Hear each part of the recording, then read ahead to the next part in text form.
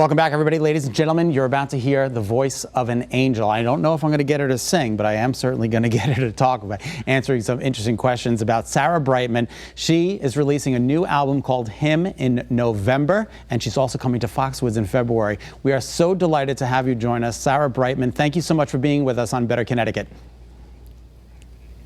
Thank you. Hello, Scott. How are you? I'm so good. It's so nice to talk to you. You look like an angel. You sound like an angel. But I guess that's my first question is, how would you describe, I know you're a soprano, but do you describe yourself as an opera singer or what type of singer do you think you are? Do you know, it's always a difficult question to answer. I actually trained in the classical field. So to be an opera singer, although I never really wanted to be in operas as such, because I felt there's a form to that, and it's a particular field, and I felt I wanted to do more eclectic things in my life. So I suppose is why people said I created the kind of area of classical crossover, because just very organically, because I was doing musical theatre, I was training my voice in classical, I was also doing pop songs and different styles of songs, and I think organically it created the sort of Sarah Brightman sound that I have. But my whole basis for my voice, and I train continually between touring and making albums with classical teachers and in the classical form for voice. I love the fact that you used to do disco. Is that correct, Sarah? Do you know, the funny thing is, I've always had, off of all of my albums, a song in the dance charts. And I find it quite interesting. There's obviously a sort of parallel me going beside what I do. That is so awesome. But yes, my very first song was called I Lost My Heart to a Starship Trooper. It was very space-based, and it was in the late 70s. And I remember I wore glittery Mary Quant all-in-one suits, as it was in the disco area of that time. Yeah. So it's been an interesting career, as you can expect. Oh my gosh. All right, so I think this is your 15th album. It's called Him. Can you tell us a little bit more about it?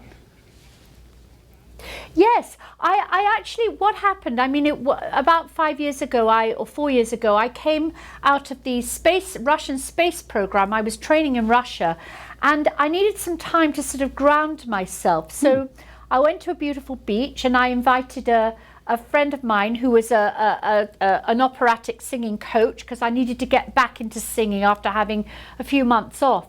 And once I felt better about everything, my producer called me and he said, Sarah, it's time to get back to work. You know, you need to, start recording your voice. And he said, I know you're very enlightened about the journey that you've just been on. He said, what would you like to do? And I said, I want to work with lots of human voices, like choirs. I want to do songs which are uplifting, full of hope, full of light. And I said, I want to do songs that make me feel familiar, like from my childhood, like the church I went to. And so he said, great, we'll start researching choirs and classical music with choirs and pop songs that would sound good with choirs. And we went through this whole research time and trying things out. And it was a process of elimination. And I ended up with this beautiful, eclectic, heavenly album called Him. And that was how it happened. Is it a spiritual journey for you, Sarah, this particular album? This one especially, actually, all of them kind of have been a spiritual journey for me, because I do find that there's that whole metaphysical side to a voice which you work with every day. But this one particularly, and it's been really, really enjoyable. And what's very exciting about it, as soon as I started working on the album, I could see sort of how the concert tour would be from it.